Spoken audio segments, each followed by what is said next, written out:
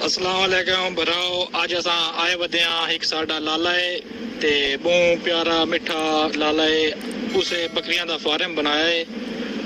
अज अस उसे कोल आए वदे ते उसका इंटरव्यू लेंदे ते उस तू पुछदे भी तुसां बकरियां क्यों रखियां ते तुहानू शौक किवें पिया है ते आओ उस दे नाल गल करां। अस्सलाम वालेकुम लाला। वालेकुम सलाम जी वरहमतुल्लाह। ते लाला जेडी तुसां बकरियां रखी वदे हो ए केड़ियां नस्ल दी बकरियां है?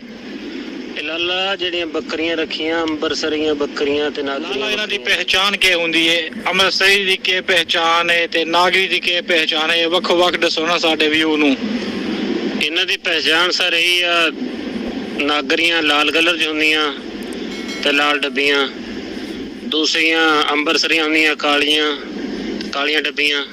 पहचान है इन्हां दी नकोड़ा तोते की तरह हुंदा, सिंग बदाम, कद काठ उच्चा, थान हवाना माशाल्लाह बहुत ही बड़ा खुला, पूंछल सीधी लंबी पूंछल, यही पहचान है। नस्ल रखी पे हो तुसां, इसदी के खूबी है?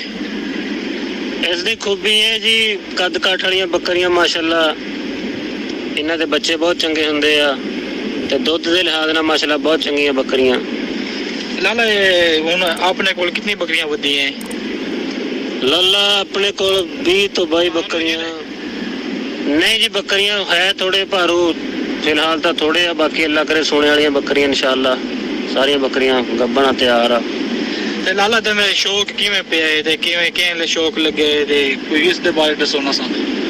ये शौक सर मैनू लग्या एक दोस्त ने मेरे ने मैनू बकरी दित्ती सी वैसे गिफ्टिया तौर ते ते बकरी माशाल्लाह 3 साल पहले मैनू दित्ती सी। बच्चे ਉਹਦੇ मैं बेचे को 1.5-2 लाख के बच्चे बेच चुके हैं। वो इस तरह करके शौक बन गया। अच्छा वाद यानी तुसां समझे इस दे विच मुनाफा डिगे ते वाद बई बकरियां रखा ते ये काम करेंदे इस तो यानी कि तुहानू शौक ही पे गया कारोबार ही। हाँ जी अल्हम्दुलिल्लाह जी इस दे विच मुनाफा भी बड़ा कारोबार भी ते वैसे भी शौक पै गया। ते इस तो पहले कोई जानवर डंगर शंगर रखे हुए ने?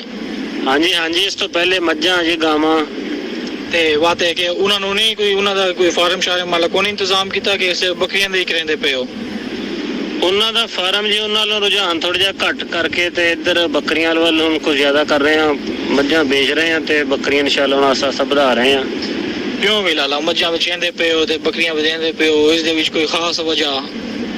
ਇਹਦੀ ਖਾਸ ਵਜ੍ਹਾ ਭਾਈਆਂ ਨੇ ਇਹ ਆ ਕਿ ਮੱਝਾਂ ਦੇ ਵਿੱਚ ਖਰਚੇ ਜ਼ਿਆਦਾ ਆ ਤੇ ਬੱਕਰੀ ਦੇ ਵਿੱਚ ਖਰਚੇ ਥੋੜੇ ਆ ਤੇ ਖੱਟੀ ਜ਼ਿਆਦਾ ਆ, ਜਾਨੀ ਆਮਦਨੀ ਜ਼ਿਆਦਾ ਆ। ਤੇ ਅੱਛਾ ਮੈਨੂੰ ਇਹ ਦੱਸੋ ਜਿਹੜੀ ਬੱਕਰੀਆਂ ਵਧੀਆਂ ਤੁਹਾਡੇ ਕੋਲ ਇਸ ਨੂੰ ਛੋੜਿਆ ਹੋਇਆ ਕਿ ਬੱਧੀ ਹੋਈ ਹੈ? ਇਹ ਬੱਕਰੀਆਂ ਭਾਜੀ ਮੈਂ ਬਾਹਰ ਹੀ ਫੇਰਦਾ ਤੁਰਦਾ, ਬੰਨੀਆਂ ਨਹੀਂ ਹੈ ਜੀ, ਖੁੱਲੀਆਂ ਇਸ ਤਰ੍ਹਾਂ ਹੀ ਰੱਖੀ ਦੀਆਂ ਬਾੜੇ ਦੇ ਵਿੱਚ। ਯਾਨੀ ਛੁੜੀ ਬੱਧੀ ਹੈ? ਹਾਂਜੀ ਖੁੱਲੀਆਂ ਫੇਰੀ ਦੀਆਂ ਬਾਹਰ ਜੀ। ਅੱਛਾ ਇਹ ਮੈਨੂੰ ਇੱਕ ਬਈ ਗੱਲ ਦੱਸੋ ਕਿ ਜਿਹੜੇ ਫਾਰਮ ਦੇ ਵਿੱਚ ਤੁਸੀਂ ਨਿਜ਼ਾਮ ਕੀਤਾ ਹੈ ਇਹ ਬੱਕਰੀਆਂ ਨੂੰ ਬਾਹਰ ਫਿਰਾ ਟਰਾ ਕੇ ਖਿਲਾਉਣ ਦਾ ਫਾਇਦਾ ਹੈ ਕਿ ਇੱਕ ਜਗ੍ਹਾ ਤੇ ਖੱਲੀ ਕਰਕੇ? ਇਹ ਸਰ ਬੱਕਰੀ ਆ ਇਹ ਮਿਸਾਲ ਆ ਜੀ ਬਜ਼ੁਰਗਾਂ ਦੀ, ਕਿੱਲੇ ਤੇ ਲੱਕੜੀ ਤੇ ਬਾਹਰ ਬੱਕਰੀ ਕਿ ਕਿੱਲੇ ਤੇ ਬੰਨੋਗੇ ਤੇ ਸ਼ਾਇਦ ਸੁੱਕ ਜਾਂਦੀ ਹੈ ਜੀ। ਇਹ ਇਸ ਤਰ੍ਹਾਂ ਦਾ ਮਾਲ ਹੈ, ਬਾਹਰ ਫਿਰ ਤੁਰ ਕੇ ਖੁਸ਼ ਰਹਿੰਦਾ। यानी बाहर फिराओ ट्राओ ते खुश रहती है, जान निशान जोड़ के रखती है। हाँ जी बिल्कुल। एक तुहानू पता एक आजाद ते एक बनिया होया कैद, फर्क तो तुहानू खुद ही पता। ते लाला कोई इन्हां दी बीमारियां दे बारे च कोई इल्म है कि केड़ी बीमारियां लगदियां इन्हां नू ते केड़े मौसम विच लगदियां ते केड़ा मौसम इन्हां वास्ते ज्यादा खतरनाक आखो चा खतरनाक है? बीमारियां इन्हां नू सर सब तो ज्यादा तो इन्हां नू सर्दी दे विच आंदियां, पोह माघ सर्दी ਨੂੰ ਬਹੁਤ ਮਹਿਸੂਸ ਕਰਦੀਆਂ। ਦੂਸਰਾ ਸੌਣ ਭਾਦੋਂ ਦਾ ਮਹੀਨਾ ਇਹਨਾਂ ਦੇ ਵਿੱਚ ਥੋੜੇ ਜਿਹਾ ਆ ਕੇ ਇਹਨਾਂ ਦੇ ਮਸਲੇ ਬਣਦੇ ਆ, ਜਿਹੜੀ ਸਫਾਈ ਨਹੀਂ ਰੱਖਦੇ, ਉਹ ਸਫਾਈ ਨਾ ਕਰਨ ਦੀ ਵਜ੍ਹਾ ਤੋਂ ਇਹਨਾਂ ਦੀ ਬਿਮਾਰੀਆਂ ਆਉਂਦੀਆਂ।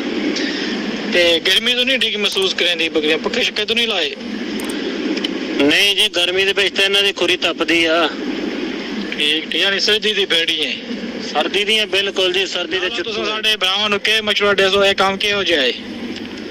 एक कम सर बहुत अच्छा पैगंबरी शोभा, अगर काम मंदा हुंदा ते रब पैगंबरां तो क्यों करांदा? काम है माशाल्लाह बहुत अच्छा। अगर बंदे को अपनी जमीन होए तो फिर तो सोने दे सुहागा, ते अगर जमीन नहीं भी है ਤੇ ਫਿਰ ਵੀ ਅਗਰ ਬੰਦਾ ਸ਼ੌਕ ਹੋਣਾ ਚਾਹੀਦਾ ਇਹ ਚੀਜ਼ ਦਾ, ਦੂਸਰੀ ਮਿਹਨਤ ਆ। ਅਗਰ ਮਿਹਨਤ ਕਰੋਗੇ ਤੇ ਅੱਲਾਹ ਪਾਕ ਦੇ ਤੁਹਾਨੂੰ ਰੋਜ਼ੀ ਵੀ ਦੇਗਾ। ਦੂਸਰਾ ਤੁਹਾਨੂੰ ਸ਼ੌਕ ਵੀ ਹੋਣਾ ਚਾਹੀਦਾ। ਅਗਰ ਸ਼ੌਕ ਨਹੀਂ ਫਿਰ ਕੰਮ ਕਰਨੇ ਦਾ ਫਾਇਦਾ ਹੀ ਕੋਈ ਨਹੀਂ। ਅਗਰ ਭੁੱਖੀਆਂ ਮਾਰਨਾ ਇਹਨਾਂ ਨੂੰ ਤੇ ਫਿਰ ਕੋਈ ਫਾਇਦਾ ਨਹੀਂ। ਇਸ ਦੇ ਨਾਲ ਅੱਜ ਅਸਾਂ ਬਸ ਕरेंगे ਤੇ ਬਾਅਦ इंशाल्लाह अगली बार बात हाजिर होसां। ते साढ़े चैनल 311 किसान दोस्त को सब्सक्राइब करो ते घंटी वाला बटन च दबाओ।